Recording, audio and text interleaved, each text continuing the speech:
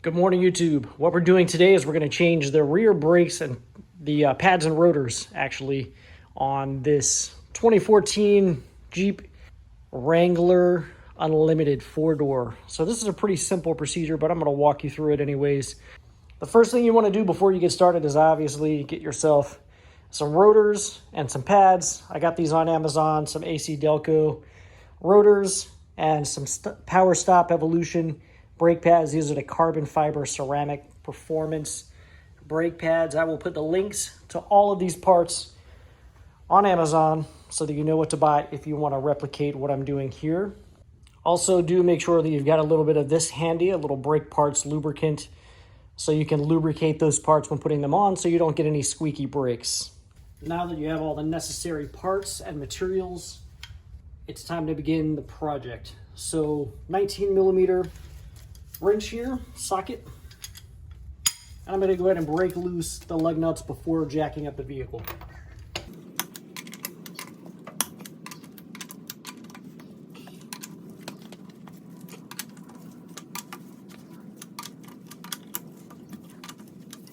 Now I'm going to go ahead and loosen both sides since I'm doing both sides of the brakes, and I'm going to put the axle up on jack stands all at the same time, both sides. So to get your caliper off, it's going to be an 18mm bolt, and all I've got here is a nice long breaker bar that I'm going to break that loose with. So I've got it on there. There we go. And I'm going to loosen the lower bolts.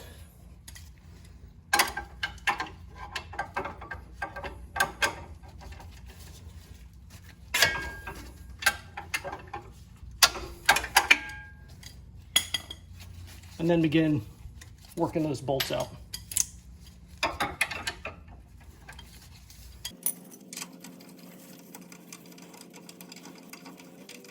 So I'm going to go ahead and do my brakes at the same time, pads and rotors, while I've got this all taken apart. That's actually what I started out to do, but then found out I had an axle leak. So may as well do it all at the same time. I just held off on the brakes until I got my axles. Summit racing is usually pretty good. Typically only takes a few days to get parts down here in Florida. I don't know about other parts of the country, but they have a warehouse in Georgia, and a lot of times stuff comes from there.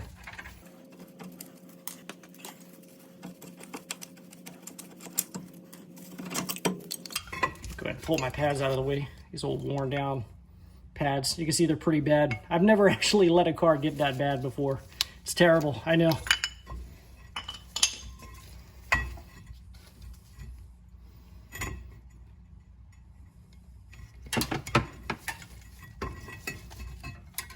So I like to just take a piece of copper wire like this, and just kind of twist this up and out of the way.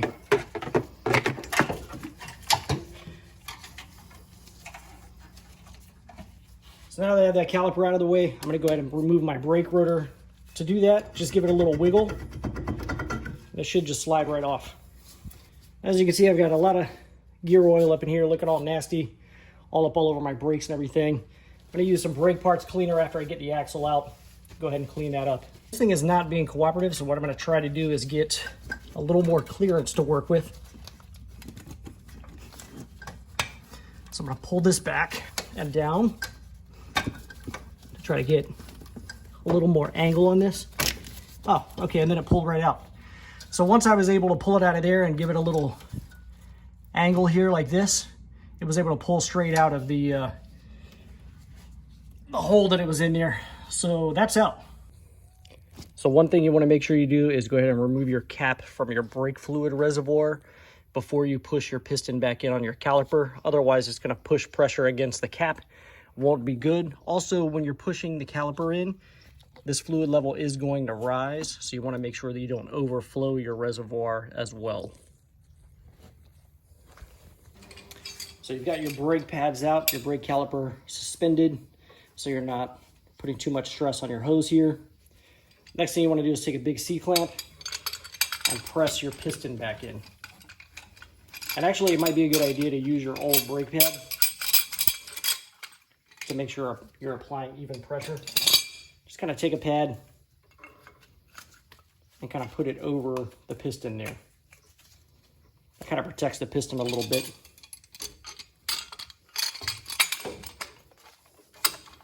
I've done it either way. It's not really super critical that you have the pad there, but it helps. And then just go ahead and push that piston all the way back in. And I was trying to hold it at an angle where you guys could see it, and it popped off. But you get the idea.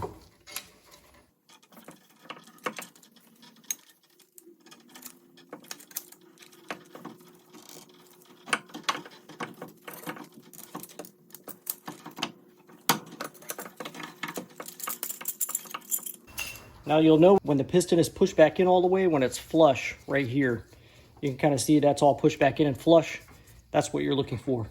So I'm just going to kind of swing this out of the way so I have room to work now. And I'm going to go ahead and replace my brake shoes here. So to remove your brake shoes, there will be a spring on either side.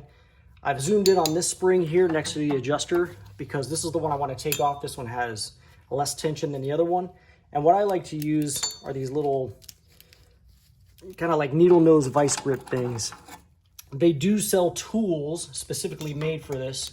I do not own them, unfortunately, but it'll be like little hooks and everything you can use to hook onto these things and grab them. And actually, this is kind of a tight squeeze in here, so this may be a little bit difficult without those tools, but I'm going to see if I can make it happen.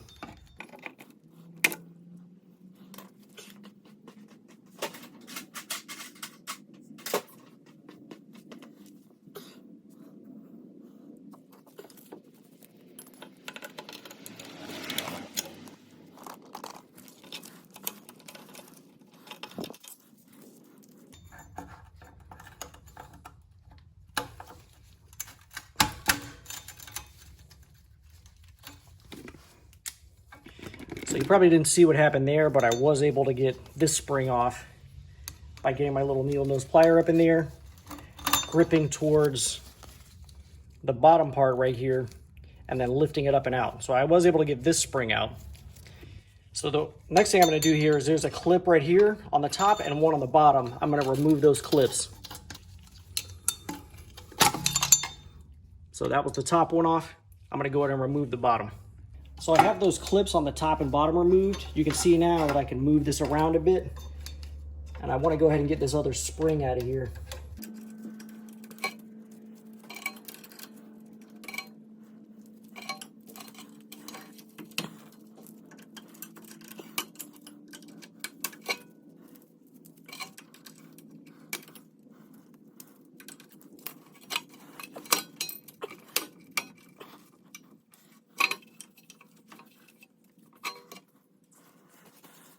So actually, I think I'm going to try to pop this spring on the back.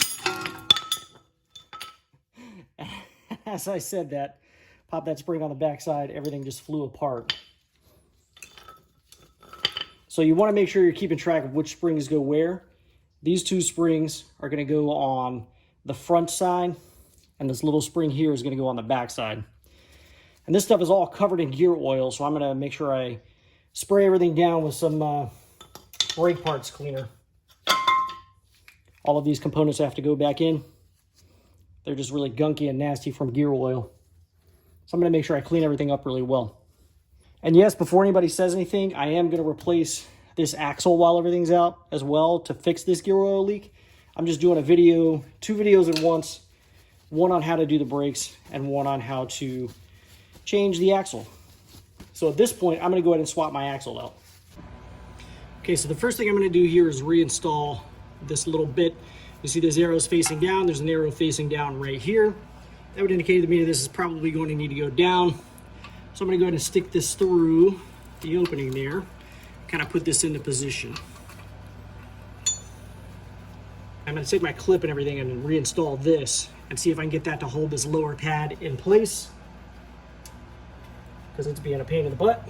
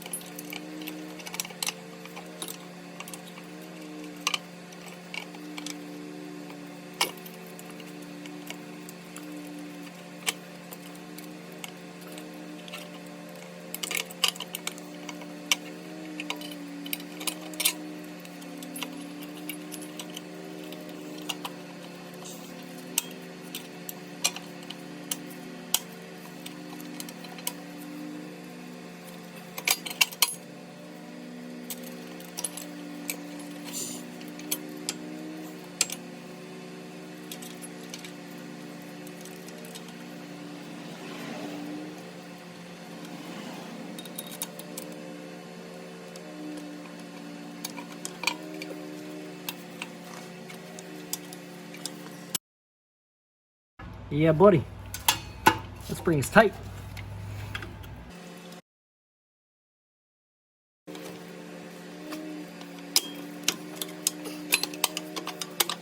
So that was tricky, but you see I got it. I got that installed. But I'm gonna go ahead and work on this side. Right then, you've got your brake shoes on, everything's cleaned up, your fresh new axle in. Next step, brand new rotor. Slide that bad boy into place. What you do want to do is take a little brake parts cleaner with a rag and get whatever oily substances may be on the surface of this rotor before installing it. Just going to spray a bit on a rag. Give that surface good wiping before installing it.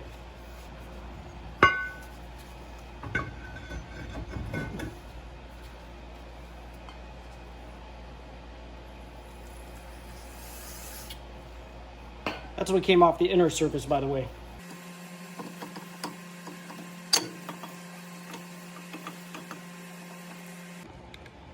Okay guys, so after putting everything all back together and finding out there's really no way, because what you have to do is turn this little star nut right here to adjust this tension, right?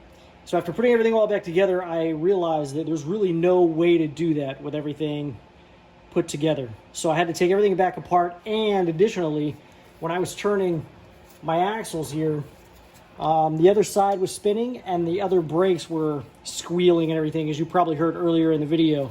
So I really couldn't reasonably adjust the drag on my e-brake with all that stuff together. So I went ahead and removed the wheel and the caliper from the other side, and you can see there's a little bit of resistance when I put this on, and you can hear it dragging. You definitely don't want that dragging all the time, so I'm gonna back that off just a little bit. So I'm just gonna give this a couple of turns. Three turns, and let's check it.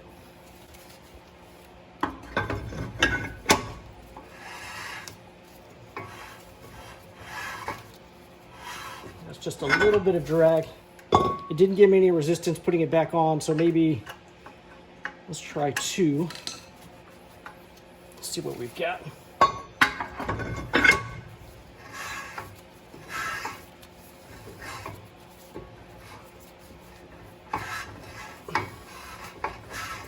I don't really feel that giving me any resistance at all, so I think that's probably good.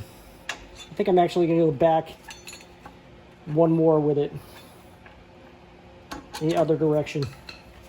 The other thing is that little star nut is hitting the spring here, so literally there's no way you're going to turn that thing through that little hole in the back. I think that's good right there. So now that I have this adjusted, I'm actually going to leave this caliper off. Even though those pads are pushed out, I'm going to go ahead and leave everything off so I can adjust the other side when I do that. Might want to give that a shot of some brake cleaner too if you like. I'm not going to worry about it too much. That's going to go inside the wheel. So I do have these carbon fiber brake pads from Power Stop. You can find those in the description. I'll put a link as well. It's going to come with new rubber bits to go on the shafts, new clips to go in here, which mine were completely missing. Your brake pads, of course, and a little bit of lubricant. So, brand new pads, looking good. I'm going to put a little bit of that lubricant on these surfaces of the pads, not this side. This side, which is going to be making contact to the brake caliper itself. And then you also want to put a little bit of lubricant right here on these ends of these tabs, because that's going to be doing a lot of sliding around and stuff. So next you want to go ahead and change out these little bad boys.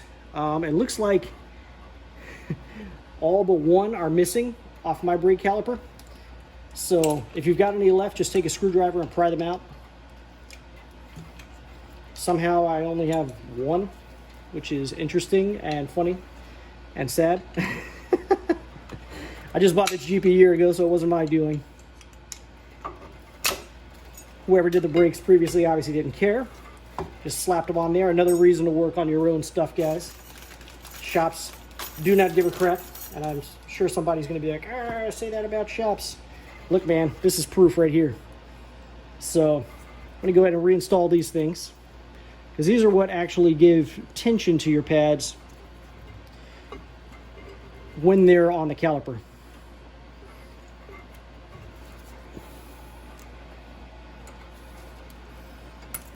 So, just to kind of explain what I'm doing, you see how one side is flat here and the other side is kind of spring loaded? You want to put the side that is flat into position first. Let's see if I can have this make some sort of sense. So like, for example, right here, take that hook side first and then push it the other way.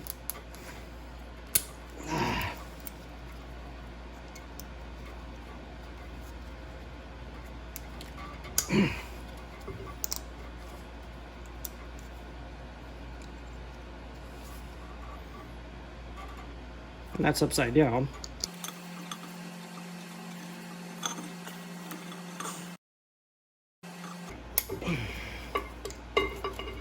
That's what you want right there. Everything's sitting nice and flush. So another thing you want to pay attention to, and it may be a little difficult to see in the video, is the little spring-loaded side. You want to go to the outside. That way on the inside, it's nice and smooth for your brake pads, right? Might be a little difficult to see in the video, but that's what you're looking for. So I actually have this stuff. It's got a little handy brush on it, so I don't have to smear everything around with my finger. I'm gonna go ahead and use that to lubricate all my parts. But you can use the lube that comes with it. I mean, whatever you want to do, no big deal. This just has a handy brush, so I'm just gonna brush a little bit of lube right in there.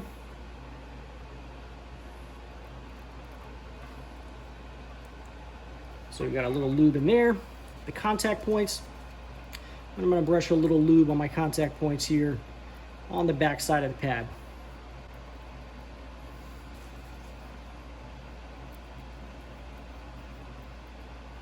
You don't need a lot of this stuff, you just need a little bit of a coat on the surface so you don't get that annoying squeal.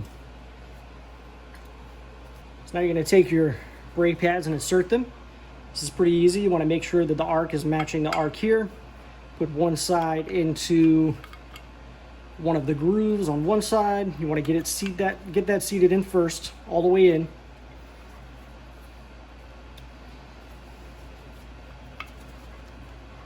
If you need a little help from a screwdriver, use that.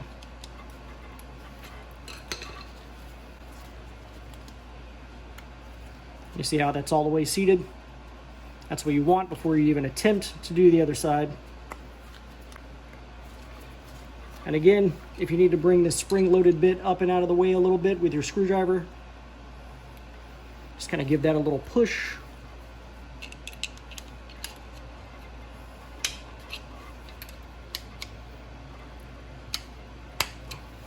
And slide the brake caliper up in. So it may be a little difficult to see, I apologize for that, guys, but what you're looking at there is the pad in the grooves, and you're going to do the same thing with the other side, with the other brake pad. So you're going to take your other brake pad, again, making sure you're matching up the arc, the curve, and place that in. And obviously you want your friction material to be on the inside here like we've got it. This one's a little trickier because it has that tab. So if you need to, put the tab in first. Your little squeal indicator. Brake life indicator.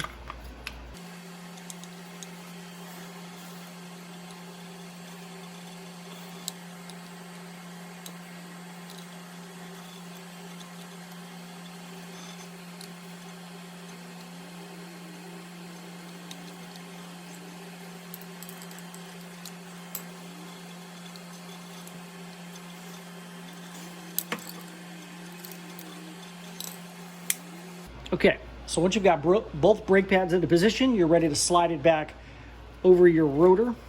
So go ahead and remove whatever you've got holding it there.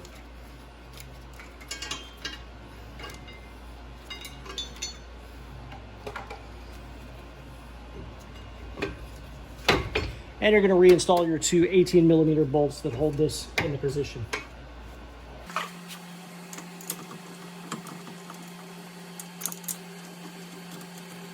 starting with the top bolt.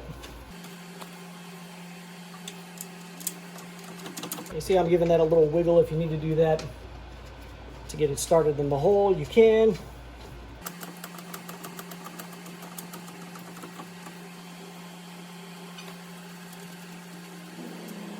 Take your 18mm wrench and tighten it back to your proper torque specification. I'll put that down below. And the last thing you're going to want to do is reinstall your emergency brake. What you're going to do is grab this and kind of bring it out to get the proper angle for you to stick this through the hole there. And as you can see, once you're at the right angle, it slides right in. And then pull your spring down and back. Tuck it up into the hole and make sure everything is seated. But other than that, guys, you just put this thing back together and you're done. So thank you very much for watching. I hope this video helps you out when you go to do your job. Gives you a little bit of insight as to what you're looking for and what you're going to be doing here. So thank you. Hit the like and subscribe button, guys. Thank you very much.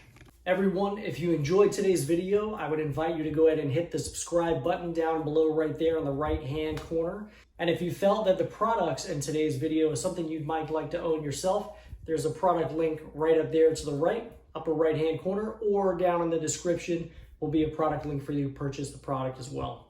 Thank you very much for watching YouTube.